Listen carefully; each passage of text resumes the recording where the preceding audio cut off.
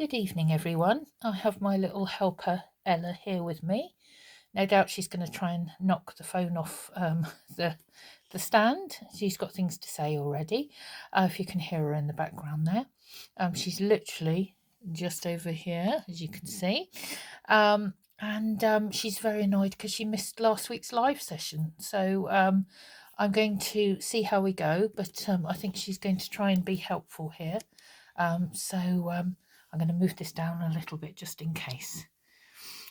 So we're now on to week 5 of the stitch along, and as I said in last week's session, and thank you for bearing with me because I still wasn't feeling 100%, so my brain was a little bit jammed up.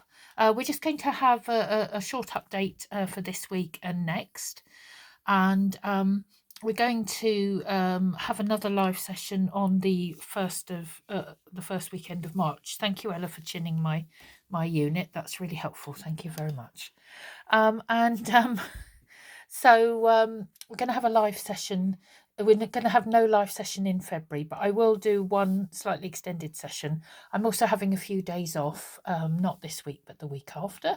So I won't be quite as responsive as usual to messages, but I will do my best. And I thought I'd give you a little update and a little another prompt, because these seem to have been really quite popular. And we also have a theme that we have on the group every month. If you're not already on the Facebook group, do join us. It's Slow Stitching by Hand with Eleanor Grace, which is me, Louise. I know some people get very confused. Eleanor Grace is named after my 2 cats, obviously Ella, who's here, Eleanor. And I had a cat called Gracie, thank you, Ella, who was sadly no longer with us. Yeah, we do a monthly prompt on there. If you want to join the group, do just make sure that you fill in the questions membership, because after an hour, if it's not our time zone and you enter, you will be automatically declined. So just make sure you fill in the questions, just so we know that you're not a bot, as they call it. With Ella very closely in attendance here, as you can see her shadow just here. She's going to help me. So I will keep this one fairly brief. The theme that we have for February is going to be sky, and I'm going to show you an example. And it's sort of, this one came around because I had some difficulty with this piece, and that I'd said to several people that it was the underneath it, the fabric is a blue and white mix, and it did look like the sky, and I started to make something, and then it didn't quite work. So in going back to trying it again, this was the first thing I thought about, actually, was sky. I love the sky, and you can take that any way you want it. It could be a sunset or a sunrise. It could be a blue sky with fluffy clouds, which is sort of what I was more or less trying to go with this theme. It could be anything. Our skies can be so different. It depends where you are in the world. At the moment ours is very cold, and it's either overcast or it's bright blue sky, but it's very, very cold. And in the southern hemisphere, I know it's really hot, and you get those sultry warm evenings and hot evenings, and you're dying for it to cool down a bit. So you can take that any way you want, and you don't just need to use that for the stitch along. You could also use that theme just for the group. We have an album in there, and you can post things into the album and get idea of different things you can use it for. As you can see, Ella's really engrossed in this entire subject, as she's having a little wash after she's just woken up. The theme is for the month is sky. So you may want to reflect that somehow. Whether you put a sun or a sunset into one of your pieces, or what, a fluffy cloud, whatever you feel. And of course, you don't have to take part in the themes and prompts. It's just there as an idea for you. And the other thing I did say I was going to do is another prompt. I'm going to do one next week and I'll do one this week. Just again, because people were saying they found it really helpful. And even if you don't use it for this project, it might sort of make you think of something for another project that you're working on. So I've had a little think, and the one I've come up with is something that I've done here. So I'm just going to show you my progress and then it'll all make sense. So this is one of my pieces, one of my snippet rolls. And this is one that is just backed by felt. So that as you remember, there's 3 different ways of doing it, at least that I'm trying anyway. So this way is just backing a piece of fabric with felt and then adding the stitching. So you will have seen that probably in my last video. I finished this one now. This is all different kinds of circles, and these are all really interesting stitches, some of which I will look at doing some videos on. But time is rather precious with the time that the stitch along does take me to do.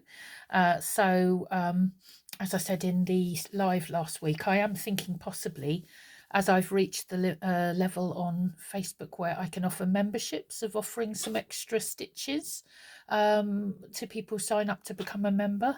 And maybe some of these might be some of the ones that I do in there. Ella's now having a little sneezing fit, bless her.